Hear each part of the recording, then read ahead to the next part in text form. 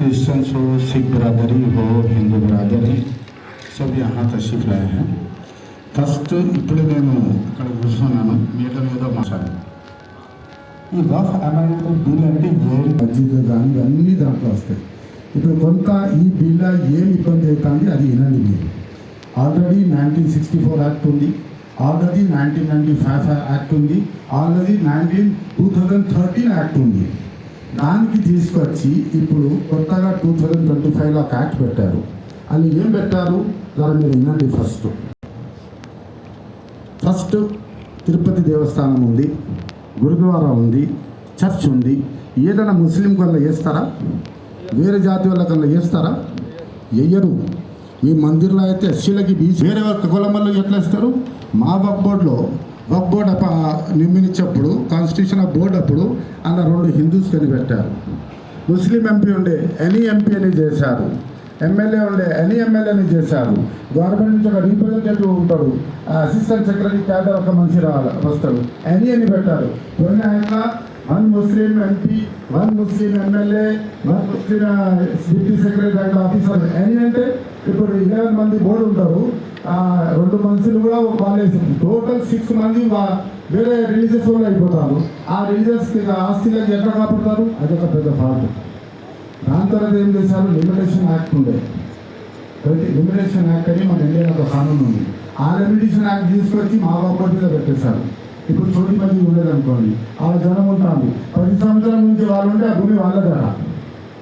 మళ్ళా ఏదైనా మీరు గవర్నమెంట్ భూమి ఆక్రమిస్తే, ఏదైనా భూమి ఆక్రమిస్తే 2 years ఇష్టం ఉండే, దానికి తీసి నాన్ వాల్యుబుల్ 6 months అని చేశారు. ఇది వక్ఫ్ బీదోళ్ళ కోసం, బీదోళ్ళ ముస్లిం కోసం కాదు. ఇది ఏ దానికి మేము వక్ఫ్ చేస్తే దాని వెనుక ఉర్దూలో మన్షా అంటారు, ఇంగ్లీష్లో ఆబ్జెక్ట్ అంటారు. Object of waqf is there. ఎవరైనా 4 మందిలు కొని దీనికి వచ్చిన ఆదాయం సుబేదారి మస్జిద్కు పెట్టాలా, ఖాదీపేట్ మస్జిద్కు పెట్టాలా, లేకుంటే విగ్రహంకు పెట్టాలా? Waqf board is only supervisor body. Waqf board is not the owner of the property. దానికి వాళ్ళు దానికి మా తాతలు ఉన్నారు, 4 ఎకరాల భూమి ఇక్కడ వక్ఫ్ చేశారు. ఎవరు పీతాధిపతి ఉంటాడో, ఎవరు సజ్జాలు ఉంటాడో దాన్ని వచ్చిన ఆదాయం తీసుకొని త్వరగా సేవా చేయాలని పెట్టారు. వక్ఫ్ బోర్డ్ ఆ పని చక్కగా అవుతుందా అవుతలేదా గంతేయాలి. మీరేమన్నారు? తాతలు వాళ్ళ అమ్మీలు దాని తర్వాత అట్లా లేదు. ప్రతి ఒక్కటి గజిట్ ఉంటుంది, దాంట్లో ఎవరు అమ్ముతారో దాన్ని వాకిఫ్ అంటారు. ఆ వాకిఫ్ వచ్చి నేను ఈ భూమి, ఈ సర్వే నెంబర్, ఇన్ని యార్డ్స్, ఇన్ని గజాలు నేను ఫలా మస్జిద్కి ఇస్తానా రాసి ఇస్తేనే పని అవుతుంది, లేకుంటే పని అవ్వదు. నెంబర్ 2 ట్రిబ్యునల్ ఇచ్చారు. ట్రిబ్యునల్ ఎవరిది? ఏదో హిందీ దగ్గర కూర్చొని ఉంటారు, ఏదో రిలీజియన్ అక్కడ కూర్చొని ఉంటారు. ఏమైనా ఇబ్బంది జరిగితే వక్ఫ్ బోర్డ్ న్యాయం చేయకుంటే మీరు ట్రిబ్యునల్కి పోవచ్చు, ట్రిబ్యునల్లో మాట్లాడవచ్చు, ట్రిబ్యునల్లో పోయి దాన్ని సాటిస్ఫై చేయొచ్చు. ఇప్పుడు ఎంక్వైరీ కేసు నడిచింది, సుప్రీం కోర్టు దాన్ని కొట్టేసింది. ఏ ఒక్కటి చేసుకున్నారు? మొన్న అంతా పెద్ద కేసు పెద్ద కేసు సుప్రీంకోర్టు వాళ్ళ ఫేవర్ వచ్చింది, కోర్టులో ఫేవర్ వచ్చింది. మన ఇండియాలో కోర్టు ఉంది, మన ఇండియాలో కాన్స్టిట్యూషన్ ఉన్నది. బాబాసాహెబ్ అంబేద్కర్ ఇచ్చిన మంచి కాన్స్టిట్యూషన్ వరల్డ్ మీకు ఎక్కడ కాన్స్టిట్యూషన్ దొరికేది మన ఇండియాలో ఉన్నది. బాబాసాహెబ్ అంబేద్కర్ లేకుంటే ఎస్సీ ఎక్కడ ఊపడకపోదు, బీసీలు ఎక్కడ ఊపడకపోదు, ఎవరు ఊపడకపోదు. ఇది ఏదో ఇప్పుడు మన ప్రిన్సిపల్ సార్ చెప్పారు, వాళ్ళకు 200 గజాలు ప్రాబ్లం వస్తే దీనికి దానికి ఏం సంబంధం? అది తప్ప ఇల్లు కావచ్చు, లేదా ముస్లిం ఇల్లు కావచ్చు, మీరు తప్పు కొనం కావచ్చు. అదే మీరు టోటల్ బిల్లా అని ఏం చేసిండ్రు అది చూడండి. ఇప్పుడు ఇలా ముస్లిమ్స్కి అవుతుంది, క్రిస్టియన్స్కి అవుతుంది. ఆల్రెడీ చర్చల్లో కొడతాను, అదే ఊపడతాను. దాని తర్వాత బీసీలకు అవుతుంది, దాని తర్వాత ఎస్సీలకు అవుతుంది, దాని తర్వాత సిఖ్లకు అవుతుంది, దాని తర్వాత మామూలు కూడా అవుతుంది. ఓన్లీ ఒకటే కాస్ట్ ఇక్కడ ఇండియాలో రూల్ చేయాలని వాళ్ళు అనుకుంటాను. దీన్ని పూర్తిగా మాట్లాడుకోవాలని కానీ కాన్స్టిట్యూషన్ ఎవరిని ఒక్కరు ఎవరిని తెలిసే వాళ్ళకి కానీ తెలుసుకొని టోటల్ మీరు చూడండి. అసెంబ్లీలో ఎంత చర్చ జరిగింది? అరే బీదల ముస్లిం ఉంటే మీరు ఎస్సీలకి బీసీలకి ఎట్లా ఇస్తారో అట్లానే మైనారిటీ ఫైనాన్స్ కార్పొరేషన్ వాళ్ళు ఇవ్వండి, వాళ్ళకి హెల్ప్ చేయండి. బార్ నేను అంటాను, వక్ఫ్ బీదల ముస్లింల కోసం లేదు, ఎవరు వక్ఫ్ చేపించిండ్రు, ఎవరు ఇచ్చిండ్రు దానికే వాడాలా. ఇప్పుడు రాయపురం మస్జిద్ ఉన్నది, దానికి 10 మలిగలు ఉన్నాయి. ఆ వచ్చిన మలిగల ఆదాయంతో రాయపురం మస్జిద్ మెయింటైన్ చేయాలా. హనుమకొండ దర్గా ఉన్నది, దానికి మలిగలు ఉన్నాయి. ఆ దానికి మలిగల కిరాలతో హనుమకొండ దర్గా మెయింటైన్ చేయాలి. రెసిపీ బిల్ కానీ, దానికి మెయింటెనెన్స్ కానీ, దాని ఇమాం సాలరీ కానీ, అక్కడ రూల్స్లు కానీ, మా దర్గా ఒక ఇన్కమ్ ఉన్నది. ఆ ఇన్కమ్తో మా దర్గా మేము మెయింటెనెన్స్ చేసుకోవాలా. వీళ్ళకి ఏం సంబంధం? మా తాతలు పంపు చేసిండు. ఇక చాలా మంది ముస్లిం కూడా పోయి మాట్లాడతారు. మా నాన్న గజం భూమి పంపు చేయాలి, మా తాత పేరు అని తెలియదు. వాళ్ళు ఇలా వచ్చి మోదీ మంచిగా తీసిన అంటాడు. మా తాత పేరు చెప్పలేకపోతాడు. చెప్పండి, చూపెట్టండి. ఎవరు యొక్క ఒక ఇల్లు పంపు చేశారు, ఎవరు ఎన్ని గజాలు పంపు చేశారు, చేసిన అడగండి. వాడు ఎందుకు చేశారు, దేనికోసం చేశారు. సరే, దానికి ఒక ఆబ్జెక్ట్ మంచిగా వక్ఫ్ ఉన్నది. ఇది బిల్ మొత్తం 52 పాయింట్స్ ఏడు ఉన్నదో అన్ని పాయింట్లు ఇస్లాంకి వ్యతిరేకంగా. కాబట్టి ఆర్టికల్ 25లో మాకు అధికారం ఉందో మేము ఎట్లా మా రిలీజియస్ యాక్టివిటీస్ చేసుకోవాలా, దానికి అగేన్స్ట్గా ఉంది. ఇది ఇలా మా మీద, తర్వాత వేరేల మీద ఇంకా 3-4 సంవత్సరంలో మన ఇండియా ఒక బొకేలాగా ఉంది.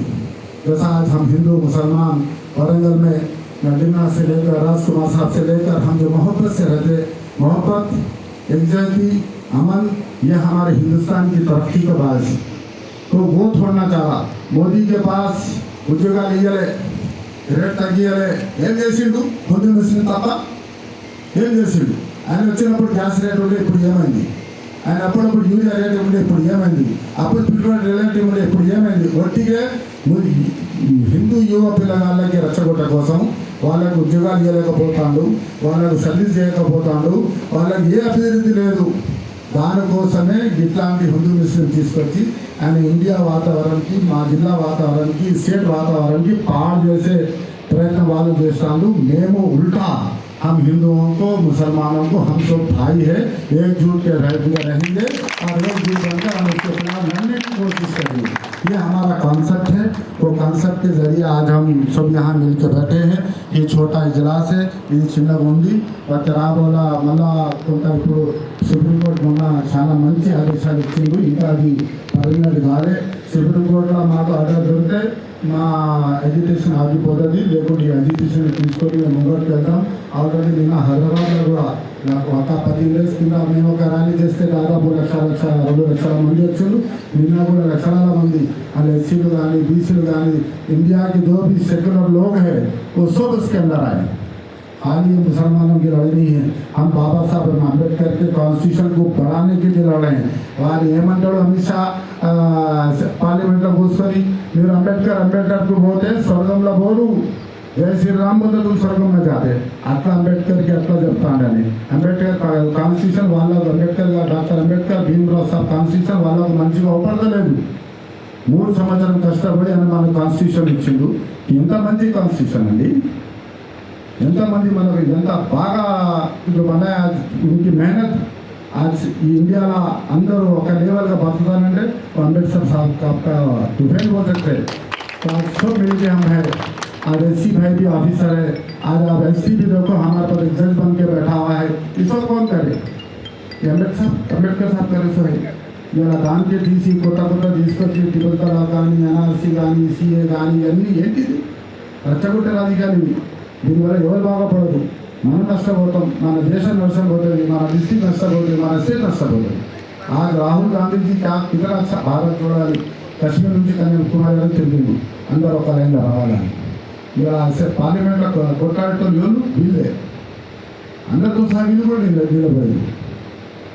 బేరాలు కొంత మీరు తప్పర్థం చేసుకున్నారు. ఇది ఒట్టిగే నా ముస్లిమ్స్ అని కాదు, మా కాన్స్టిట్యూషన్ వ్యతిరేకంగా ఉన్నది ఇండియా. ఎందుకంటే మీరు మాట్లాడదు కూడా ఏంటి తెలవకుండా ఒట్టిగా ముస్లిమ్స్కు బీదల ముస్లిం దీనికి సంబంధం లేదు. समझ के सोच के जो भी आप बात कर रहे हो मैं पैसा लेके बात करिए. शुक्रिया सर, जज़ाकल्लाह. ఈ భారతదేశాన్ని పాలిస్తున్నటువంటి పాలకులపైన నమ్మకం లేక డాక్టర్ బిఆర్ అంబేద్కర్ రచించినటువంటి రాజ్యాంగాన్ని మీద నమ్మకంతో వచ్చినటువంటి అందరి సోదరులకు, సోదరులకు అందరికీ కూడా నేను ప్రజాస్వామిక వందనాలు తెలియజేస్తున్నాను. ప్రజాస్వామిక వందనాలు ఎందుకు అంటున్నానంటే, ఈ ఇష్యూను మనం ఒక డెమోక్రటిక్ అప్రోచ్లో కనుక ఆలోచించకపోతే దీనికి న్యాయం జరిగే పరు అందరూ ఉంటారు. సరే, వాళ్ళకు తెలియక కాదు, ఇది కావాల్సుకొని చేసినటువంటి చట్టమే. కాకపోతే నా దృష్టిలో ఏంటంటే, ఇంత పెద్ద కమ్యూనిటీ, ముస్లిం కమ్యూనిటీ భారతదేశం లోపల హిందువులు, సిక్కులు అందరూ కూడా ఒక బ్రదర్హుడ్ నేచర్ లోపల మెలుగుతున్నటువంటి శాంతియుత వాతావరణంలో ఉండే భారతదేశం లోపల ఇది ఒక పెద్ద ఇష్యూను పార్లమెంట్లో చట్టం చేసే ముందు చాలా విస్తృతమైనటువంటి సంప్రదింపులు, విస్తృతమైనటువంటి డిబేట్స్ ఇష్యూస్ మీద చేసి దానికి ఒక కంక్లూజన్ వచ్చిన తర్వాత పార్లమెంట్లో బిల్లు పెడితే ఒక సునాయాసమైన ఇట్లా ముస్లిం సోదరుల యొక్క అభిప్రాయాలను కూడా పరిలోకి తీసుకొని దాన్ని ఒక చట్టబద్ధమైన ఏది పార్లమెంట్లో కనుక తీసుకొస్తే బాగుంటుంది. కానీ ఒక దోపిగా వినాలి అనే ఒక ఫ్యాసిజం అది ఎంత లోతుగా పాతుకుపోయిందంటే, ఇది పూర్తిగా వారు పెద్దలు చెప్పినట్టు ఈరోజు ముస్లిం సోదరుల వరకు వచ్చింది, రేపు ఎస్సీ ఎస్టీలకు వస్తుంది, రేపు ఇంకో అందరికీ దుట్టుకుంటుంది.